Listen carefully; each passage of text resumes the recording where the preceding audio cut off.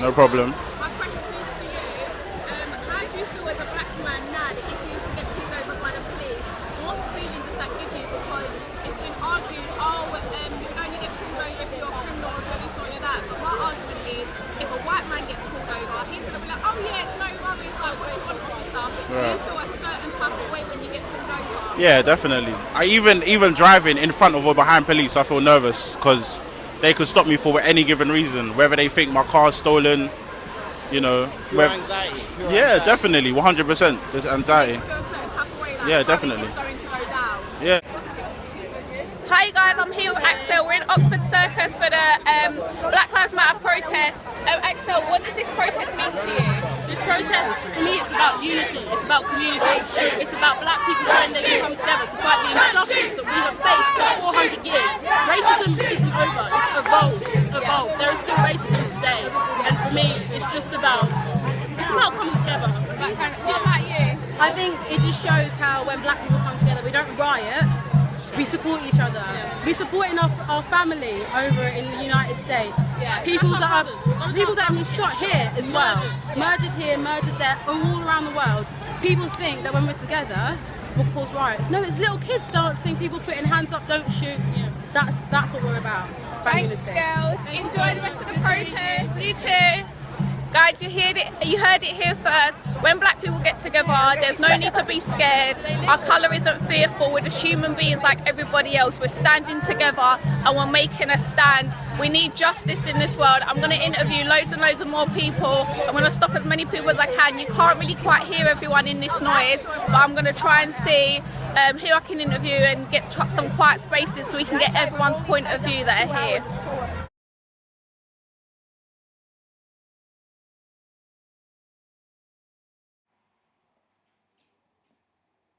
Of freedom and justice, I have a dream that my 4 little children will one day live in a nation where they will not be judged by the color of their skin, but by the content of their character. I have a dream today. So, what does this protest mean to you today? What is it that you're fighting for? So, I'm fighting for everybody to understand that we're one human race. Many nations, so racism's got to stop. I have children myself, so I'm fighting for them, for their future, because I want a better world for all of us. I'm fighting for my brothers, I have some young brothers that are growing up in today's world, and I don't want in the future for them to have to deal with things like this. Racism has to stop. It has to stop. It has to stop from the systematic area as well. So schools need to change the way they teach in order to stop racism in school as well. It's something children are not born racist. They learn that, and it's something that is taught either from school, it's taught in the society, it's taught by their parents, but it's just got to stop. We are one human race. What is your opinions on the shootings that are going on in America? Because there's a lot of ignorant people out there that are uneducated that put it down to, oh, they talk slang, oh, they're street rats, oh, we used to be a drug dealer, so it's another criminal off the street. Every life matters, everybody matters, but right now they are killing more black young men in America, so that is that are actually non-criminals. That are non-criminals, even if they are criminals. What I'm saying is they can de-escalate it. They can stop that. They've been able to do that on so many levels in so many other areas. Why do they have to shoot to kill? You know, the young man they shot in the car, they shot him 4 or 5 times. Like, why not once? And he didn't need to be. He didn't even need to be, because he wasn't holding any gun, nothing. So I just feel like it is really just fear. The police are fearing black men, and I don't know why, and that's got to stop. And again, I say it's a systematic thing. The police have been built to be fearful of these men for some reason. That needs to be broken.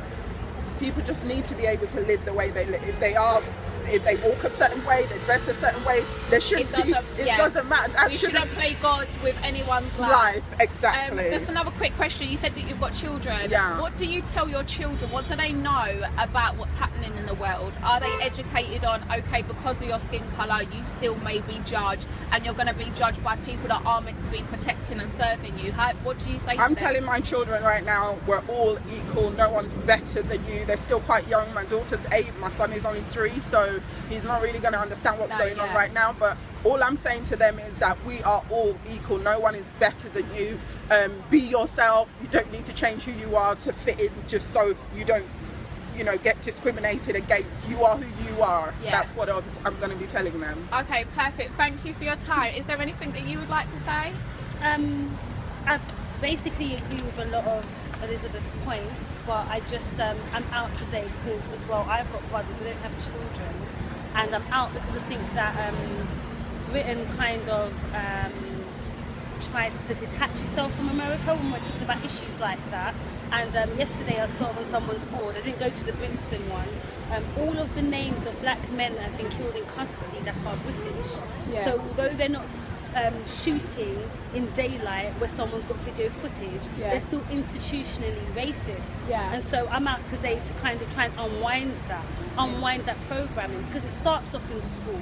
You have a perception of a black person being a criminal or being violent, and then you get a job as a police officer, and that still stays in your mind. And a lot of the time, I don't think they're vindictively going out to murder, but they're so psychologically racist and been institutionally brainwashed that even a slight move means that black man dies. We see it in movies like Crash. We saw it recently in Orange is the New Black with the woman. So TV, American TV in particular, reflects this. But because it's so ingrained in them, it's just so hard to unwind. So it's really important that we come out and demonstrate. People of all colours, especially white women that's got black children as well, to do all of these, to show a message that we are one. Black doesn't equal bad. We are human, we're not animals, we have feelings. We move differently, but that doesn't make the way we move wrong. There's different cultures, different backgrounds. And the average Londoner kind of gets that, but I find that when you've grown up around just a white culture, you might not pick up on how we culturally behave. You're unfamiliar, and because of that unfamiliarity, you murder, and that's not acceptable. Because as a black woman, what I have to do is learn how you behave in order to coexist, in order to work with you and to get on. I learn what it is to be British, how you speak, how you sound, what you find important. I learn those things culturally, so now it's become a part of me. But they don't have to, and that's a problem. The fact that you don't know that my hair looks a particular way when it grows out of my head is a problem. The fact that you cannot identify Caribbean different from African, different from people that are born and bred here is a problem. The fact that you're still asking me where am I from and not accepting the fact that my parents were actually born here and helped build up this country is a problem. So then, you had the whole Brexit thing as well, and the problem then becomes that we're seeing immigration and we're seeing foreigners as a skin colour, and it's so not. You know what I mean? You cannot identify somebody based on the concentration of their melanin. That's absolutely ridiculous. And it's just so hurtful that in 2016, and being born in this country and also being quite attached to American culture, because there was no black British culture when I was growing up, to have to come out and protest against things like this. It's scary to have children. In 2016, I'm scared to have a little black boy. Thanks. Can I film what you were saying? Yeah. I thought you were filming. You can't say it again. ask people permission sometimes. I can't say it again. But that's how I feel. I feel so passionate about it because I've got brothers, The other day my brother went out, he's 21 years old, and we're all shaking in the house, we don't know what's going to happen, because if it's not a white police, it's another black guy trying to murder my brother. You know what I mean? And who wants to live like that? And then swap over, you see the 21-year-olds that I work with, they're free to go out on a night, drink. They don't have to be conscious of their behaviour. They can go out and drink as much as they want and do whatever they want and be free. No, that stops. Where is everybody? Don't tap that. Further now. Sorry. I'm gonna go. See that. Bye. 2 kisses. Darling. See you there. freedom, you know, freedom. And I feel like as well that what African Americans and black British people, some of them tend to do, especially of a particular class, they then try and lose their culture and lose who they are in order to fit in. But it's so racist that even they're not safe. Because it's all based on the skin. And then to go even further, the whole race thing's an illusion anyway. Like, people do realise that it's an illusion. Like, the whole concept is racist in itself. It's to be, for them to feel supreme. You know, it's all bullshit. The rule is, you have 1/8 of African blood that makes you black. That's the rule. You can't see that.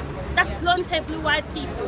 The joke is that the same police officers that are going around murdering black men, if they were to do a DNA test, will probably find African traces. That's the real joke, you know what I mean? So we need to come together. I don't know. I love this. I've never experienced something like this from like black Londoners, and when I use the word black, I mean not white, you know. And it's a lovely feeling. It's unity. It's us unifying, and it's so calm. It just shows everything's so peaceful. We're not rioting. We're not looting. We're not like, we walked past their I believe it was Rolex or some expensive watch shop, and they closed all the doors and locked it up and had the guards inside the doors. And I find that very disrespectful because why can Zara and everywhere it all be open, but you think we're going to come and nick a £5 watch because there's loads of us? And that's people perceive us as something that we're not, and that needs to stop. Myself, I'm mixed race. That's my mum. She's white. My dad's Caribbean. People go, "You're Asian." No, I'm not. And what part of Asia? Am I Bangladeshi? Am I Indian? Am I Pakistani? Like, you're not. But we need to stop trying to identify people based on pigment, because it's all bullshit. I'm Caribbean as well. Lots of my family are from different shades. Like, melanin does not go, oh, okay, because like 2 of your parents are this colour, I'm gonna do it. It doesn't work like that. It's so random. Everybody has melanin in their heart and in their brain. You can't survive without it. So that's why the whole race thing is a concept anyway, which is going off a little bit. But it's just, it's embarrassing. I think it's embarrassing.